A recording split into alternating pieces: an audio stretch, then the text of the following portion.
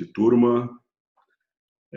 Conforme prometido, eu vou fazer um vídeo apresentando uma parte explicativa referente a vetores.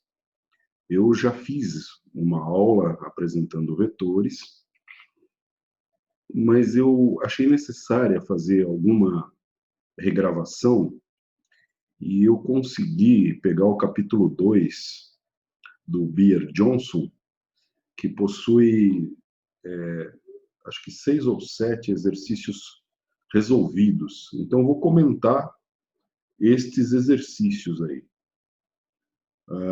Eu vou dividir minha tela com vocês. Então, esse é o capítulo 2 do livro Mecânica Vetorial para Engenheiros, a parte de estática, que é justamente a parte que a gente propôs a cada um de vocês. E aqui nós temos o livro do Beer, Fernand P. Beer e Russell Johnson Jr., que é um dos livros clássicos da engenharia para o estudo dessa temática aí. É um dos livros clássicos. Eu nem me lembro como é que eu consegui esse material, mas tudo bem, vamos lá. Então, ele vai propor um resumo do que seja o tema e depois ele entra com alguns exercícios. Então, nessa introdução, ele expõe os objetivos desse capítulo e ele fala alguma coisa a respeito de partícula. E depois já começa aqui, ó, resultante de duas forças. Então, eu tenho uma força Q e uma força P. E eu quero, está representado aqui por vetores. Então, eu quero saber qual é a resultante, ó. Aqui nós temos R, da palavra resultante. Veja, ele está colocando a condição de que você vai traçar linhas paralelas aqui, ó, essa linha pontilhada é paralela a essa linha P, e essa linha tracejada aqui é paralela a Q. E aí você une, né? É um método de você fazer operações com vetores. Bom, então iniciando aqui, ele fala assim que força é a ação de um corpo sobre outro, caracterizada por seu ponto de aplicação, sua intensidade, sua direção e seu sentido. Então, um vetor, ele tem essas características: intensidade, duração e sentido. Então, se não tiver uma dessas três, você não vai poder caracterizar muito bem um vetor. Evidências experimentais mostram que o efeito conjunto de duas forças pode ser representado por uma única resultante. Então, eu tenho duas forças, ela pode ser representada por uma única resultante. A resultante de duas forças é equivalente à diagonal de um paralelogramo que contém as forças em lados adjacentes. Então, você vai pegar estas forças, vai traçar um paralelogramo, e esse método se chama método do paralelogramo. Por quê? Porque ele forma um paralelogramo. E, por fim, ele afirma aqui embaixo, né, o livro do Beer Johnson, que força é uma grandeza vetorial. Por quê? Porque ela tem essas características aqui, ó. Vetores. Vetores são expressões matemáticas que têm intensidade, direção e sentido, e que se somam conforme a lei do paralelogramo. Aqui ele já se chama o método de lei do paralelogramo. Por exemplo, né, exemplo de vetores: deslocamentos, velocidades, acelerações. Grandezas escalares: grandezas fixas que têm intensidade, mas não têm direção. Por exemplo, a massa, o volume e a temperatura. Classificação de vetores. Bom, vetores fixos têm pontos de aplicação bem definidos e não podem ser deslocados sem que se alterem as condições do problema. Vetores livres podem se mover livremente no espaço sem que se altere as condições do problema. Vetores deslizantes podem se deslocar ao longo de suas linhas de ação sem que se altere as condições do problema. Vetores iguais têm a mesma intensidade e o mesmo sentido. Então, se eu pego um vetor, mesmo sentido e mesma intensidade, esses vetores são iguais. O vetor negativo de um vetor dado é aquele que tem sua mesma intensidade e sentido oposto. Então, nesse exemplo aqui, ó, tem mesma intensidade, ou seja, representado aqui normalmente pela dimensão, pelo tamanho do vetor. Então, você tem esse vetor P é igual a esse vetor P que está mostrado aqui. É o mesmo vetor, só que o sentido é diferente. Como é que eu faço a adição de vetores? Eu tenho diversas condições aqui que precisam ser observadas. A regra do paralelogramo para a soma de vetores. Regra do triângulo para a soma de vetores. Lei dos cossenos. A lei dos cossenos é dada por essa equação aqui, ó. Então, você tem, por exemplo, um vetor P e um vetor Q. Eu quero somar esses vetores. Então, P mais Q. Como é que eu faço? Posso usar essa regra aqui, ó. R ao quadrado é igual a P ao quadrado mais Q ao quadrado menos 2PQ vezes o cosseno de B. Ok? Então, vejamos aqui, ó. Você tem essa condição aqui, ó. O mesmo vetor P, o vetor Q começa onde termina P e forma um triângulo ABC. E a nossa resultante, que é a soma de P mais Q, é esse vetor azulzinho aqui. Muito bem. Eu tenho essa condição, A, e tenho também essa demonstração aqui, ó, que é um espelhamento, né? Então, eu coloco Q e coloco P na sequência, iniciando no final do vetorzinho Q, e tenho também um triângulo ABC, só que ao contrário aqui, né? Como se fosse um espelho. Mas a forma de calcular é a mesma. Você precisa saber o ângulo B, ou beta, ou alfa, de acordo com o que for representado aí. Então, você tem que R, o vetor R, é igual a P mais Q. A resultante é igual a P mais Q. Como é que eu calculo? R quadrado é igual a P quadrado mais Q quadrado menos 2PQ vezes cosseno de beta. Eu pego e tiro a raiz disso aqui, encontrei a resultante, que é a soma de P mais Q. Muito bem. Lei dos senos. Existe também a possibilidade da gente trabalhar com a lei do seno. Então, eu tenho seno de A sobre P é igual a seno de B sobre R, que é igual a seno de C sobre Q. Soma de três ou mais vetores por meio da aplicação sucessiva da regra do triângulo. Então, eu tenho, por exemplo, né, o vetor P e um vetor Q. Então, eu tenho a soma desses dois vetores é essa resultante. Depois eu pego essa com essa resultante, tenho essa resultante aqui. Regra do polígono para a soma de três ou mais vetores. Se eu tenho três vetores, veja que ele pegou os mesmos vetores ali. Os ângulos que esses vetores eles determinam no espaço é o ângulo que é dado, né? Então, você tem esse ângulo P, esse vetor P a um determinado ângulo, o vetor Q a um determinado ângulo, e o vetor S a um determinado ângulo. Você só vai fazer a sequência, né? No final, que é a ponta da seta de P, você coloca início de Q, final de Q, início de S. Poderia, talvez, que aqui ele está obedecendo uma regra, né? O início não tem seta e o final tem seta. Então, no final de cada vetor, eu estou acoplando outro vetor, conservando os seus ângulos naturais, os ângulos que foram dados.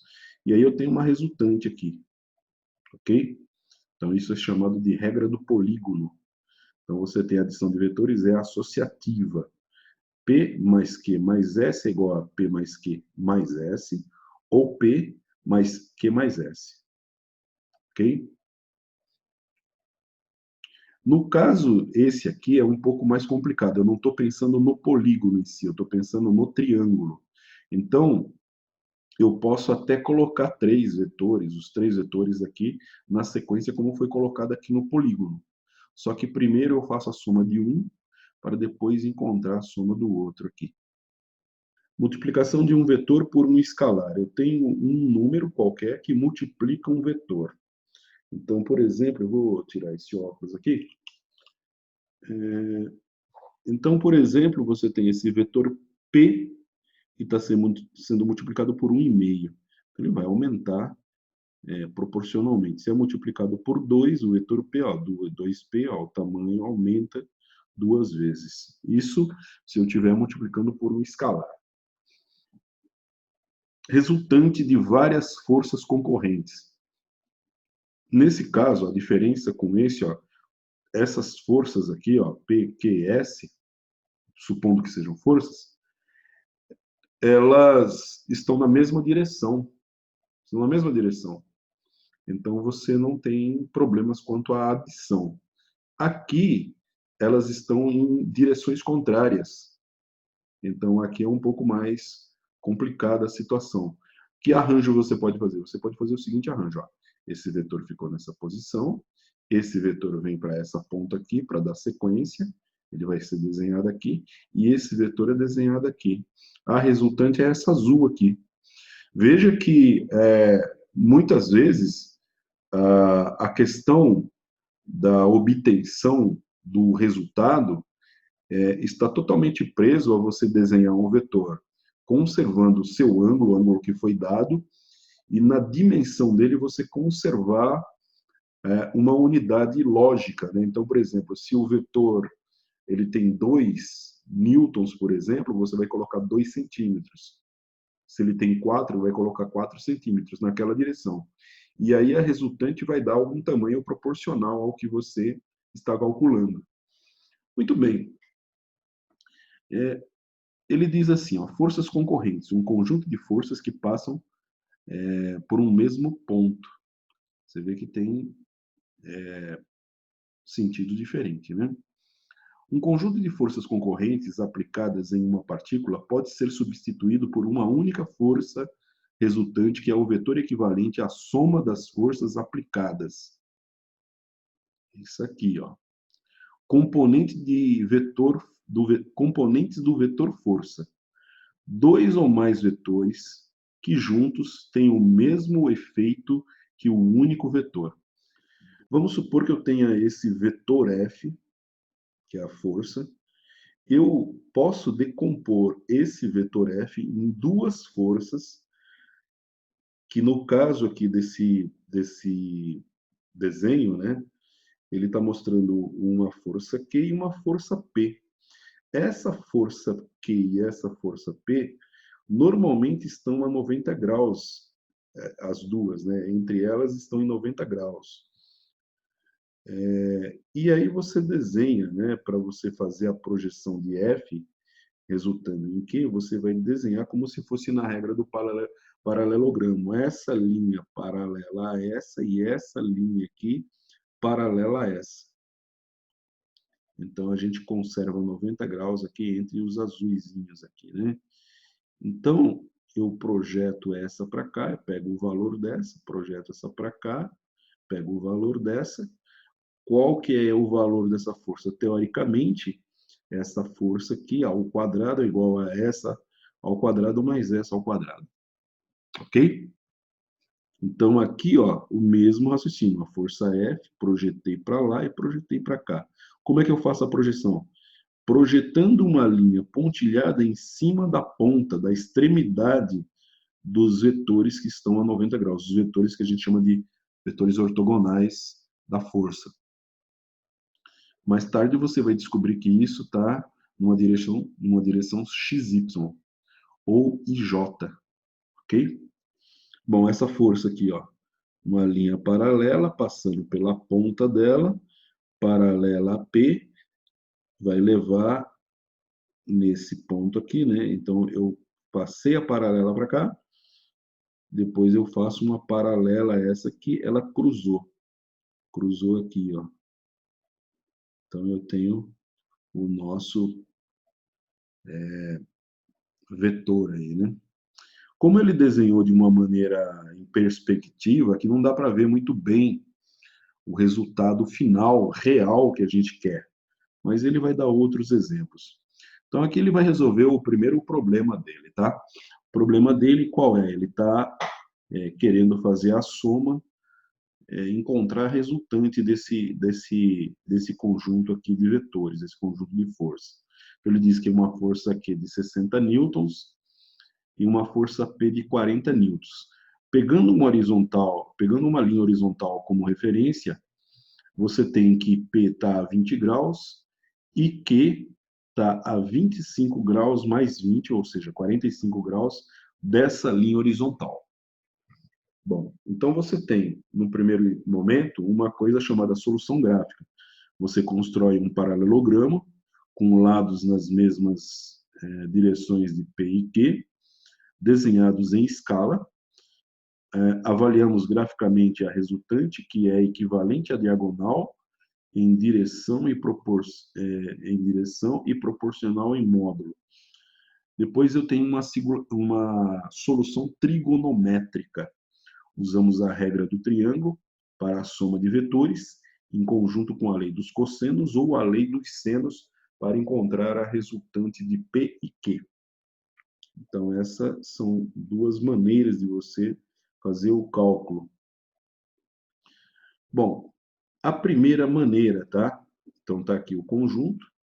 A primeira maneira, ó, você tem que ele desenhou para esse vetor Q uma linha pontilhada paralela a Q, partindo da ponta da seta do vetor P. Então, desenhou lá para cima. Depois ele desenhou uma linha pontilhada paralela a P, que cruzou aqui. Nesse cruzamento, pegando o ponto de origem aí, ligando, você tem o vetor resultante. Então, ele fez o cálculo, né, do gráfico e descobriu que essa resultante tem 98 newtons, porque ela vem, teoricamente, em tese aqui, não sei se está na proporção, mas dessa ponta a essa ponta tem que ter 98 milímetros, 98 centímetros aí, né? Depende da escala que ele utilizou. Muito bem. E ali também ele deduziu que aquele ângulo está a 35 graus. Muito bem, vamos lá. Então, eu tenho essa aqui, inclinada a 20 graus, e tenho essa inclinada a 25 em relação a essa. Ok? Outra maneira, usando o triângulo, é você fazer dessa forma aqui, ó. Aqui é paralelogramo, e aqui é a regra do triângulo. É uma solução gráfica, um triângulo é desenhado com P e Q no padrão ponta a cauda. Então, a ponta se liga na cauda, usando uma escala, a intensidade e o ângulo que define a direção da resultante. Terceiro lado do triângulo são medidos, você mede dessa ponta a essa ponta, o que der é a resultante. Então, ele deduz aí que a resultante tem 98 newtons e um ângulo de 35 graus. Como é que a gente normalmente faz isso, né? A gente faz isso usando um papel quadriculado e coloca nas medidas corretas esses ângulos e os vetores no tamanho correto para a gente medir e ver se está dando o que ele está falando aí. Muito bem, vamos lá.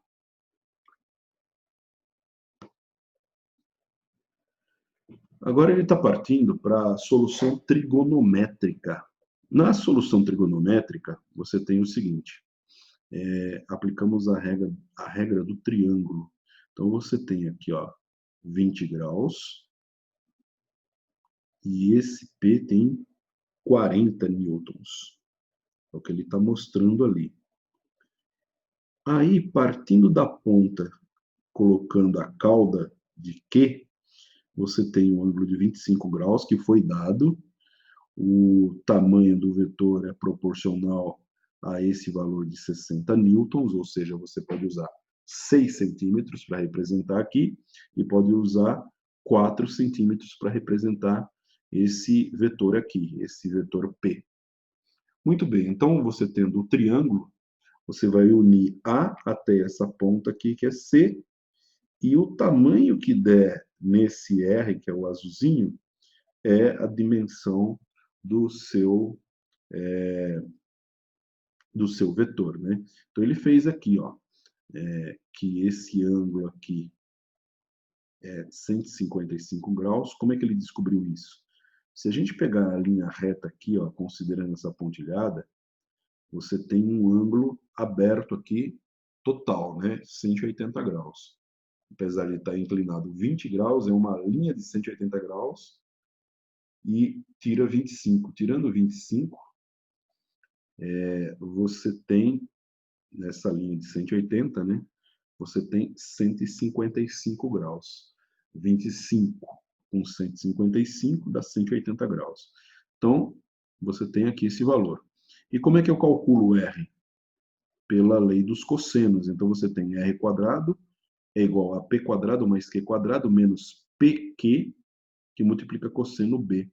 O B é esse ângulo aqui, justamente de 55 graus. Ó. Você tem um ângulo de 55 graus. Você vê que o R está de frente para ele. Ó. O R está de frente para ele.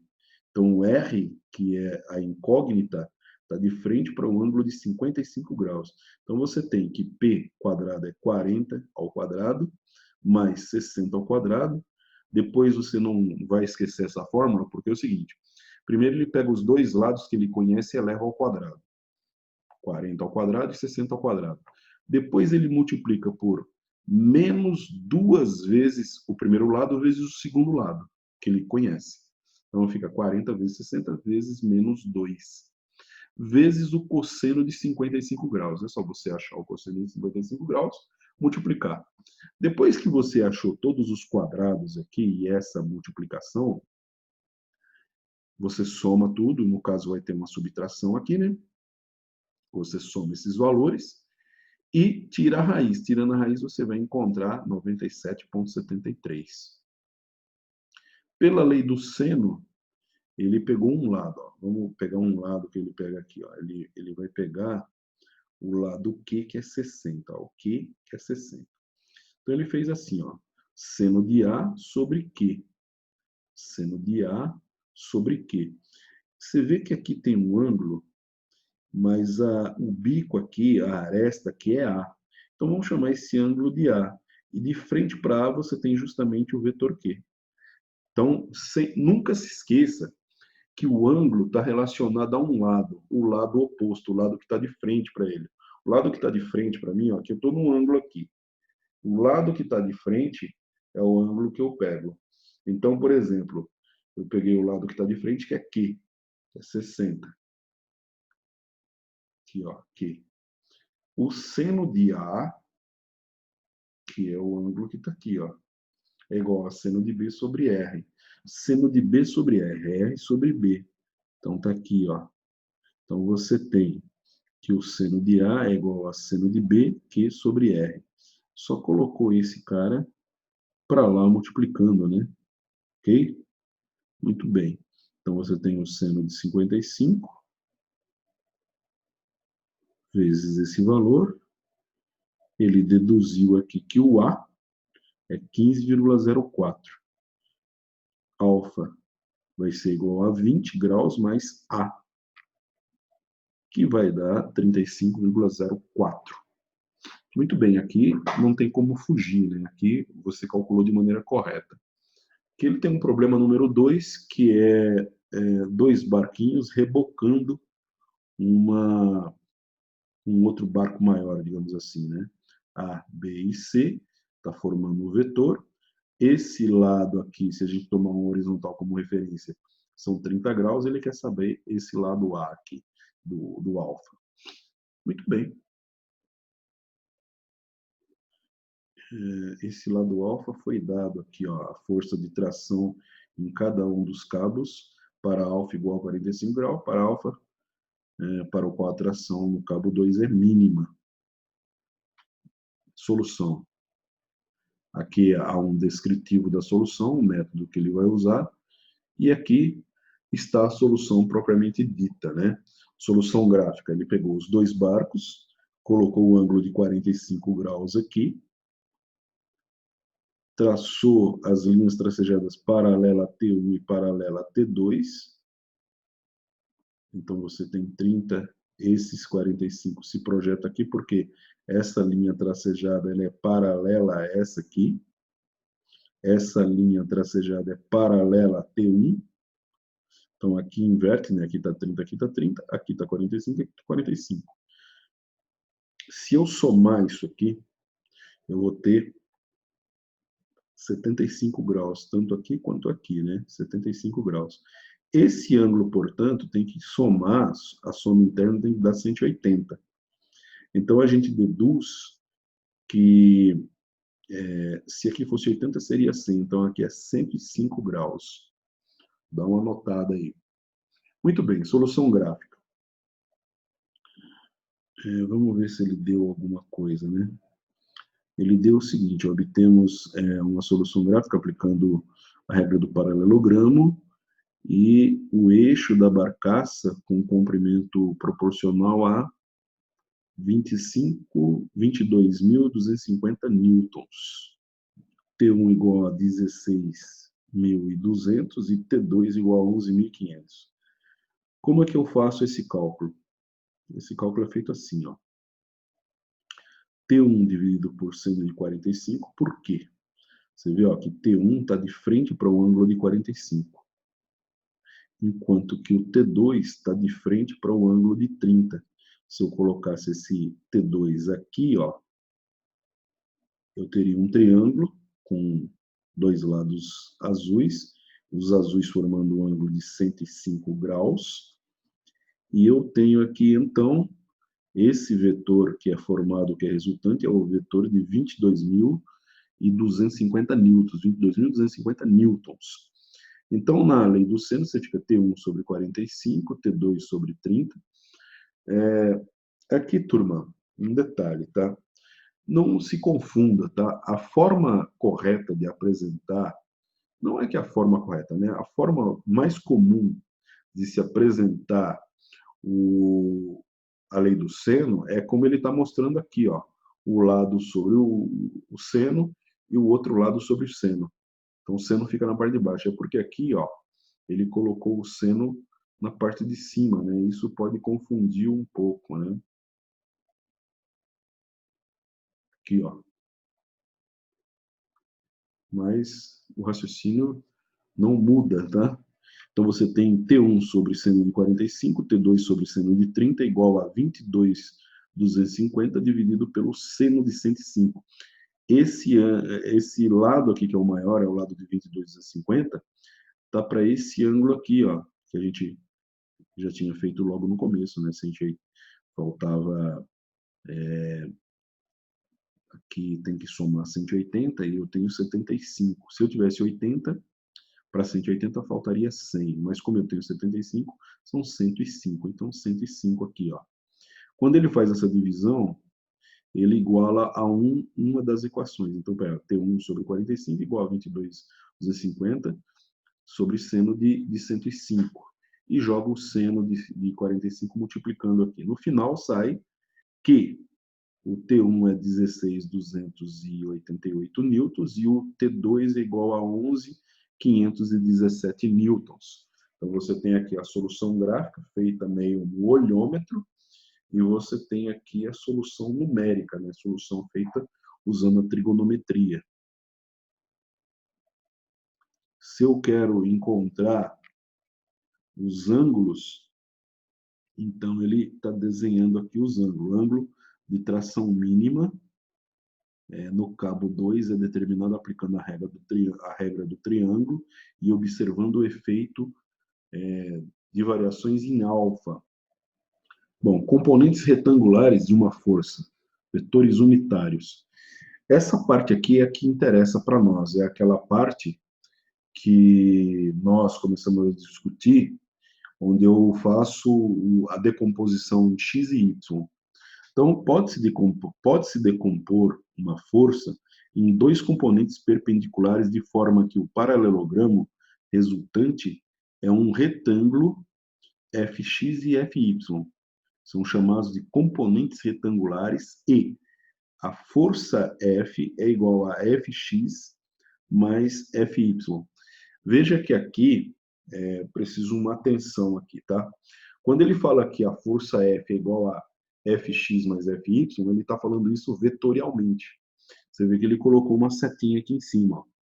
Então, o vetor F, que é uma entidade que tem intensidade, direção e sentido, né? A força tem intensidade, direção e sentido, ela é igual a sua componente em x mais a sua componente em y, a fx mais a fy. Só que isso é uma soma vetorial, não é uma soma escalar, entendeu? É uma soma vetorial. Você vai ter que elevar tudo ao quadrado aí e tirar a raiz para encontrar quem é f, se você for fazer o cálculo. E aí ele dá um caráter de vetorial mesmo aqui, né, usando os vetores unitários, né? Definimos então os vetores unitários perpendiculares. Então, nessa construção aqui, onde você considera x, y, você tem os vetores unitários I e J. I nessa direção aqui, ó, x. E o J normalmente na direção y. I na direção x. J na direção y. E são paralelos, respectivamente, ali, né, a x e y. Os componentes de um vetor podem ser expressos como produtos dos vetores unitários, pelas intensidades dos componentes do vetor. Então, aqui é mais uma maneira de você tratar essa soma vetorial. Então, você tem que f, o vetor f, né, vetorialmente falando, né, ele é igual a fx, que está na direção i, o x está na direção i, fx nessa direção, mais fy, j, que é essa direção aqui, ó. Ok? Então, ele está dizendo que o fy aqui, ó, é igual a fyj, e o fx aqui ó, é igual a fxi.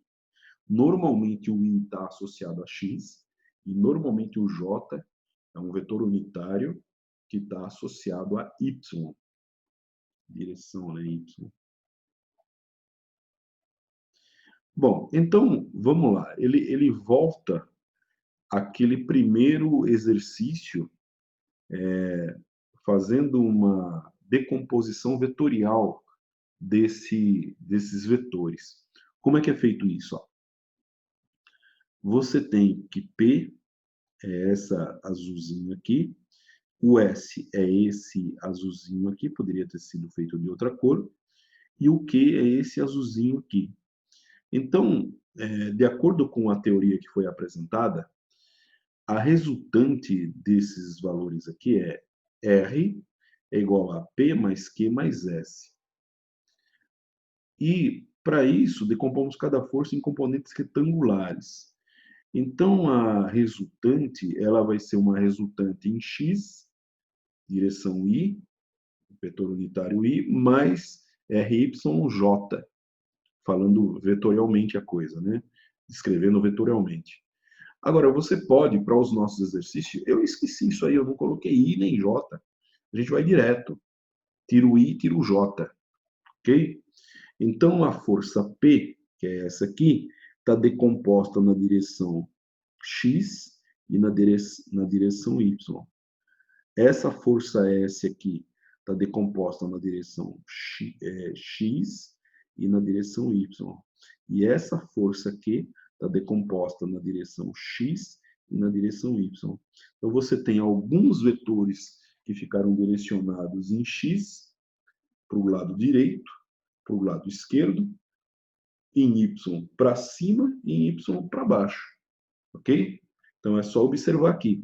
Agora, aqui nessa descrição, ele colocou as direções I e J. Depois você dá uma parada no vídeo, dá uma analisada na apostila que eu mandei junto, com o vídeo e você memoriza ou tenta absorver esse conceito aí, ok? Bom, tudo que está na direção X, eu posso somar, que vai se tornar, né, uma espécie de resultante em X. Então, ele está dizendo que a resultante em X é igual a PX mais QX mais SX. Então, você tem o SX está nessa direção, o PX e o QX estão nessa direção. Na realidade, eu precisaria subtrair esse SX, porque está em direção contrária ao PX e ao QX. E isso tudo aqui em X representa a somatória de forças em X. Bom, agora percorrendo o lado Y, você tem o Y nesse travessão aqui. Você tem duas forças para cima, a P e a S. Então, no y você vai ter o vetor unitário J, né? E para baixo aqui eu tenho o Q, um QJ. Então, você tem aqui, ó, que a somatória, melhor dizendo, o resultante em y vai ser igual a py mais qy mais sy. Aqui o mesmo equívoco, porque, veja, no q a direção está para baixo. Então, eu poderia colocar menos aqui. P está para cima e S está para cima. Então, isso aqui está somando com um sinal positivo, está correto. Bom, aí você sabe, né, você acaba deduzindo que quando eu estou tratando essas forças na direção Y, isso equivale a dizer que elas representam uma somatória de forças em Y. Para encontrar a intensidade e a direção, a gente precisa disso aqui, ó. R é igual a resultante em x ao quadrado mais resultante em y ao quadrado. Então, eu fiz essa daqui, achei a somatória em x. Fiz essa daqui, achei a somatória em y. A somatória é a mesma coisa que a resultante, ok? Porque, na realidade, se você pensar bem, você está pegando só as forças em x. Você não tem que fazer nada ao quadrado, porque está tudo na mesma direção x. Aqui você pega todas as forças em y, apesar dessa estar contrária, está pegando tudo numa mesma direção e aqui uma contrária, que você vai subtrair. Aí você achou a resultante em x e a resultante em y. Então, a resultante final, que é essa daqui, ó, ela é uma resultante que está considerando RY e RX. Então, RY mais RX é igual a essa resultante, agora vetorialmente. Para que eu consiga fazer a soma, eu tenho que agora elevar ao quadrado, porque eu peguei o x e peguei os y. Então, eu tenho aqui uma força que está, em termos de direção, a 90 graus uma da outra, né? Estou considerando x e y, então eu tenho que fazer ao quadrado. Faço ao quadrado todo mundo e tiro raiz e encontro R. E para encontrar o ângulo desse R aqui, você tem cateto oposto ao ângulo, cateto oposto, sobre a hipotenusa. Não, sobre a hipotenusa não. Cateto oposto, que é o cateto maior, dividido pelo cateto menor, que é o RX aqui, nesse caso desse exercício. Que você fazendo esse cálculo, você vai encontrar um determinado valor. O arquitangente daquele valor é o ângulo que você está trabalhando para a resultante aqui. Exercício 3, esse aqui eu vou deixar você dar uma olhada, ok? Tenta pegar o mesmo raciocínio, tá vendo? São mais forças, mas não significa que seja mais difícil. Você vai decompor essa em x e y, vai decompor essa em x e y, vai decompor essa em x, aqui embaixo, né? E y. Ou seja, tem que traçar uma linha aqui, quando ela encostar aqui, esse pedacinho é a projeção dessa aqui. É a sombra dela, né? Da mesma maneira que essa, traçou uma linha aqui, achou a sombra dela aqui. Essa daqui traçou uma linha, achou a sombra dela aqui. Essa que está reta, só vai conseguir projetar em cima de Y não vai conseguir projetar em cima de X quando o projeto em cima de X é zero. Muito bem. Aí ele tem o equacionamento aqui, ó. Ele está te dando isso, ó, exatamente como eu estou falando para você. E é isso aí, ó. Equilíbrio de partícula. Como é que é o equilíbrio de partícula? Você vê que ele está indo numa sequência lógica, né? Primeiro ele explicou o vetor, agora ele vai explicar o que é o equilíbrio de partícula. Quando a resultante de todas as forças que atuam sobre uma partícula é zero, a partícula está em equilíbrio. Primeira lei de Newton: se a força resultante em uma partícula é nula, a partícula permanecerá em repouso ou se moverá em velocidade constante em linha reta. Então, ele tem uma partícula aqui, ó, com a possibilidade de se deslocar nessas direções aqui, ó. Está dando isso como exemplo. Ele tem uma partícula e tem essas forças aqui, ó, atuando sobre essa partícula. Então, você tem um vetor que, como ela está em equilíbrio, um vetor fechado aqui, né? Para uma partícula em equilíbrio sob a ação de duas forças, ambas as forças devem ter mesma intensidade, mesma linha de ação e sentidos opostos. Então, eu tenho mesma intensidade, 450, 450, mesma linha de ação, sentidos opostos, cada uma para o seu lado. Se elas têm a mesma intensidade, sentidos opostos e mesma linha de ação, a partícula fica em equilíbrio, ela não se move ali, fica parada. Para uma partícula sob a ação de 3 ou mais forças, a solução gráfica gera um polígono fechado. Solução algébrica vai ser a resultante é igual à somatória de forças, que é igual a zero. Então, isso implica no seguinte, que a somatória de forças em x é zero e a somatória de forças em y também é zero.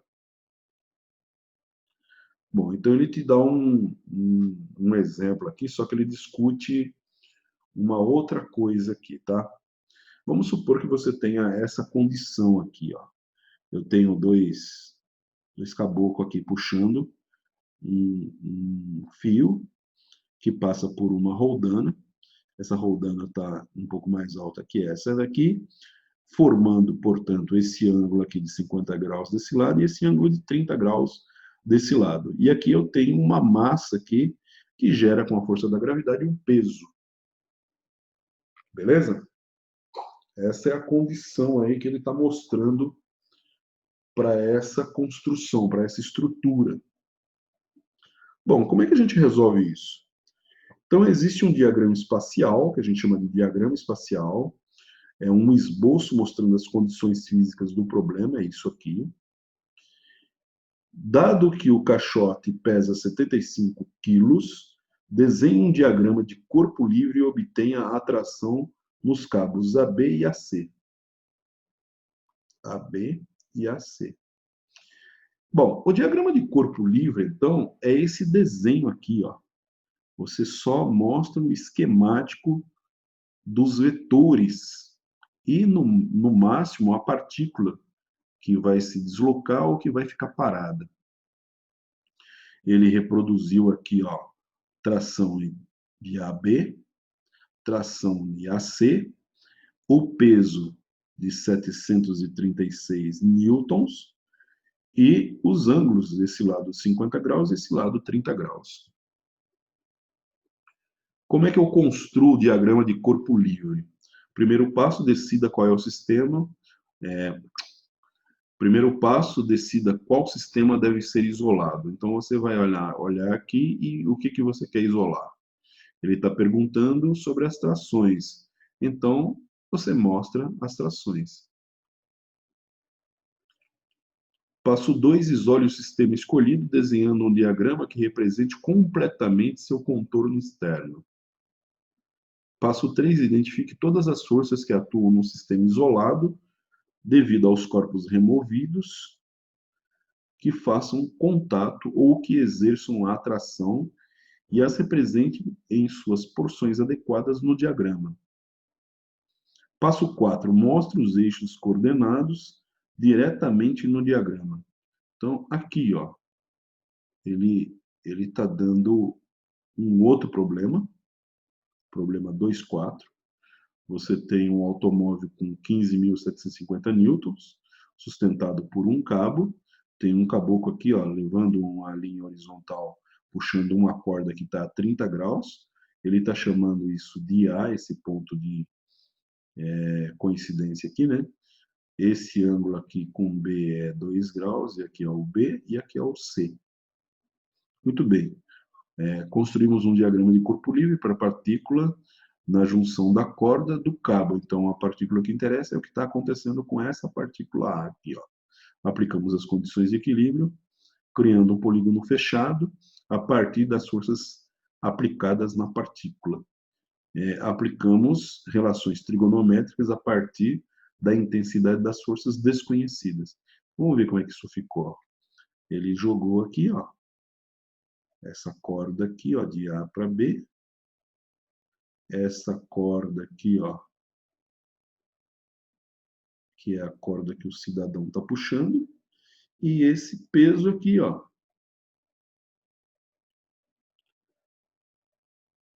Então, ele tem 30 graus aqui, 2 graus aqui. A partir disso, construímos um diagrama de corpo livre para a partícula A, esse ponto aqui, ó. Aplicamos as condições de equilíbrio, calculamos as intensidades das forças desconhecidas. Então, você tem que TAB está para 120 graus, TAC para 2 graus, TAC para 2 graus, dá para ver melhor por aqui, ó. E 15.750 para 58 graus. No final, ele consegue calcular tanto TAB quanto TAC aqui, ó. Então, você vai ter um exercício mental, porque eu não vou falar para você por que ele chegou nesses 58 graus, como é que ele chegou nesses 120 graus aqui. Ele mostra mais um exercício, o exercício 2.6,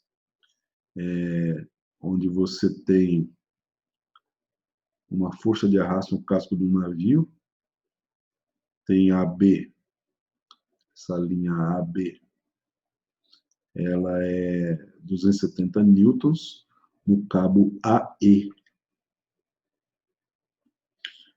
Então, ele está pedindo para determinar a força de arrasto exercida no casco e a tração no cabo AC, esse ponto aqui, ó. Muito bem, aí você dá uma lidinha aqui e ele montou esse diagrama, ó. Então, você tem aqui o beta, aqui o cabo AB, essa parte aqui o peso e aqui o FD, que é esse ponto aqui, né? Ó. A correnteza está levando o barco para lá. E aí ele está fazendo força nessa estrutura aqui. Bem, todas as dimensões estão dadas ali. Então ele diz assim, ó, que tangente de alfa é igual a 2, que é o lado desse triângulo, sobre essa altura aqui, ó. Vai dar 1,75, que dá 60,26 graus. Tangente de beta é esse pedacinho aqui, ó, 0,45 sobre essa altura aqui, que é o outro cateto. Vai dar 0,375 e o beta, portanto, é 20 graus. E aí ele vai solucionando a questão, né? Ó. Aqui ele já descobriu que está com 20 graus e aqui ele já descobriu que está com 60 graus. Desse para esse, a gente sabe que tem, então, 80, alguma coisa aí, 81, um negócio assim.